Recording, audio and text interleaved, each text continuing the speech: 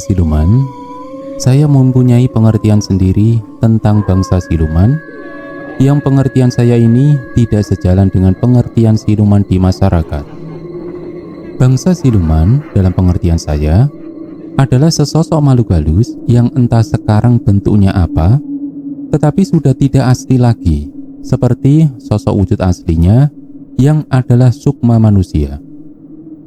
Karena sebenarnya makhluk halus itu aslinya dulu adalah roh atau sukma atau arwah manusia. Jadi bangsa siluman dalam pengertian saya adalah jenis makhluk halus yang aslinya adalah roh atau sukma atau arwah manusia.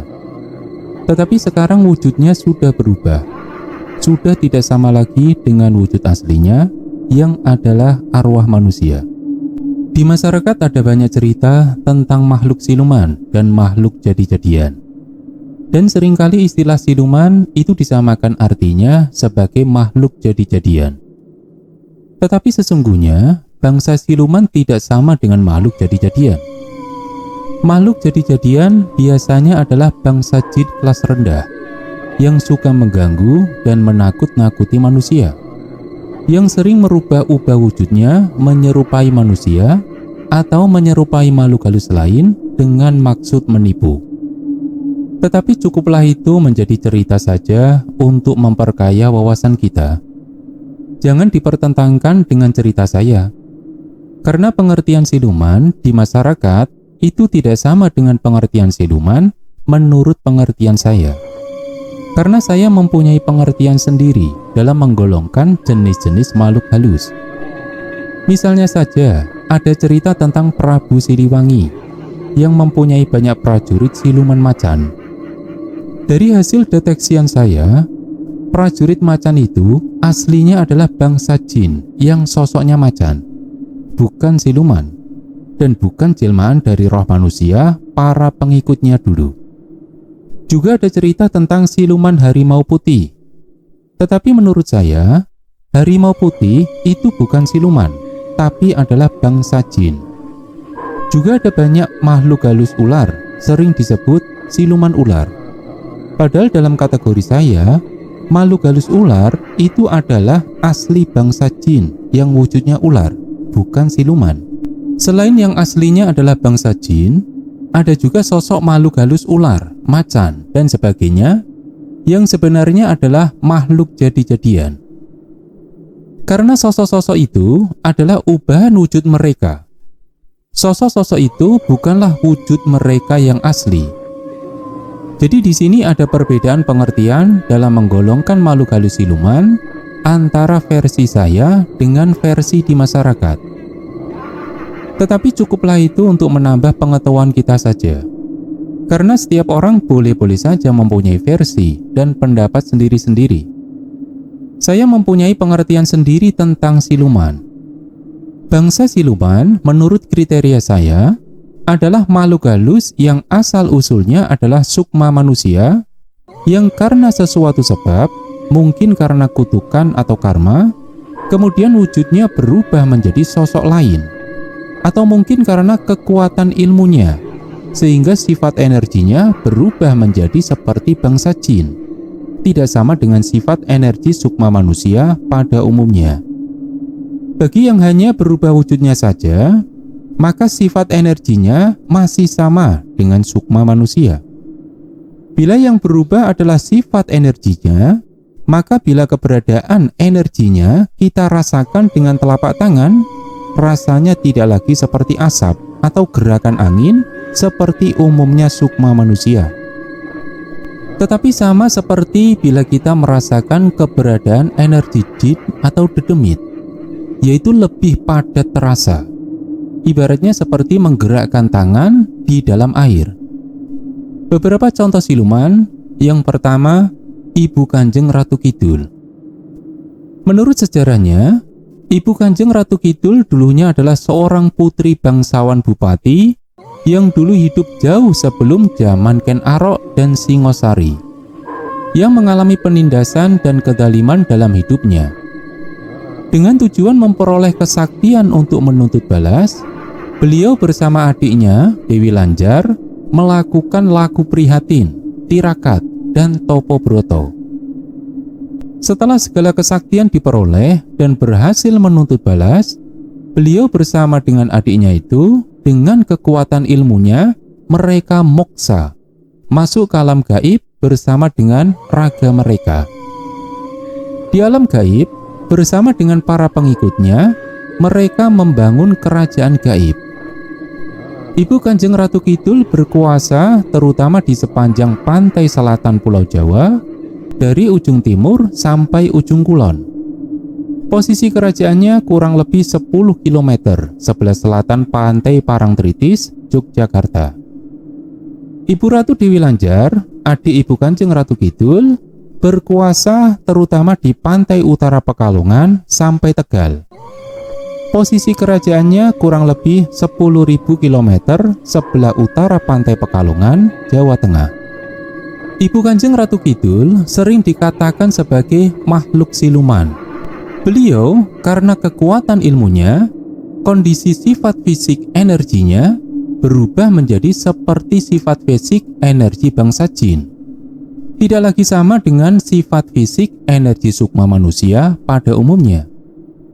Tetapi sosoknya tidak berubah, tetap masih aslinya, cantik seperti putri keraton.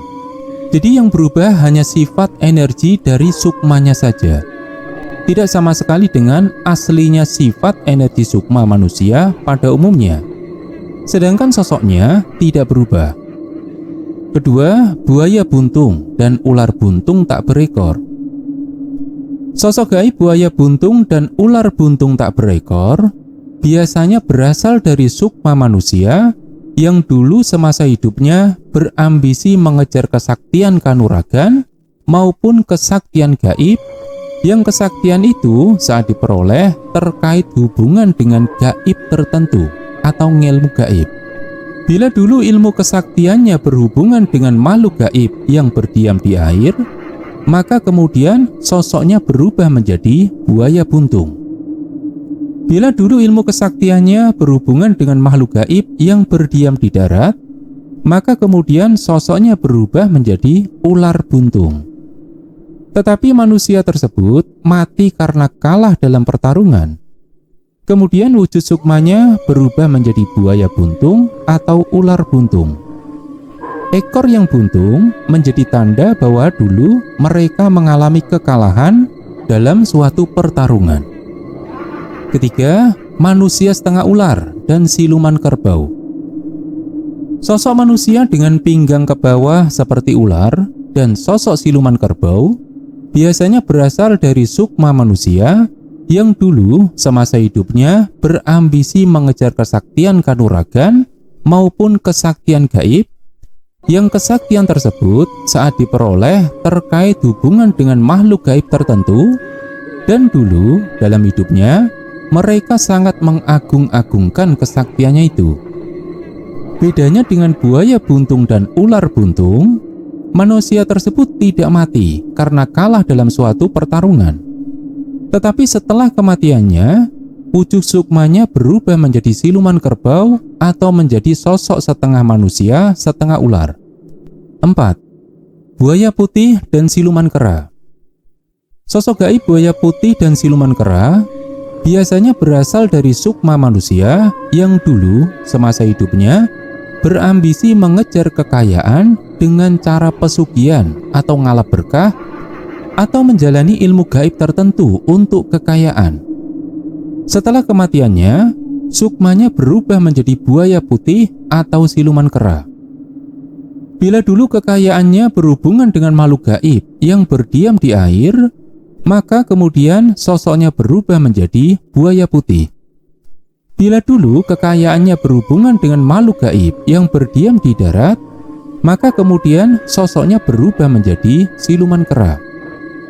Sebagai catatan, banyak makhluk halus yang sosok wujudnya serupa dengan sosok-sosok siluman seperti disebutkan di atas.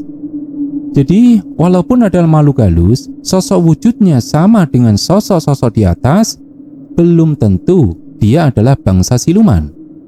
Karena banyak sosok gaib, biasanya bangsa jin, yang wujudnya mirip dengan sosok-sosok di atas. Jadi yang dimaksudkan siluman di sini adalah sosok-sosok gaib yang asli, merupakan bangsa siluman yang dulunya adalah manusia. Contoh makhluk halus yang sosok wujudnya mirip dengan contoh siluman di atas adalah Nyi Blorong, yang wujudnya adalah manusia perempuan dengan bagian pinggang ke bawah seperti ular. Nyi Blorong adalah asli bangsa jin. Asal-usul aslinya adalah dari sebuah gunung di Jawa Barat. Dulu ia pernah bertarung dengan Ibu Ratu Kidul untuk memperebutkan kekuasaan di pantai selatan Jawa dan wilayah Jawa Tengah dan Jawa Timur. Tetapi dia kalah. Atas seizin Ibu Ratu Kidul, Nyi Blorong bertempat tinggal dan berkekuasaan di pantai Karangbolong dan sekitarnya, daerah Kebumen sampai Cilacap, Jawa Tengah. Nyi Blorong ini berwatak jahat. Untuk mencari pengikut, dia memberikan kesaktian dan jasa pesugihan kepada manusia yang memintanya. Yang kemudian setelah orang tersebut meninggal dunia atau tidak mampu memenuhi perjanjian, akan dijadikan tumbalnya atau dijadikan budaknya. Tetapi karena ketidaktahuan orang, kemudian terjadi kekeliruan yang kaprah, yang Nyi Blorong ini disamakan orang sebagai Ibu Ratu Kidul, dan pesugihan Nyi Blorong ini juga dikatakan sebagai pesugihan Ibu Ratu Kidul.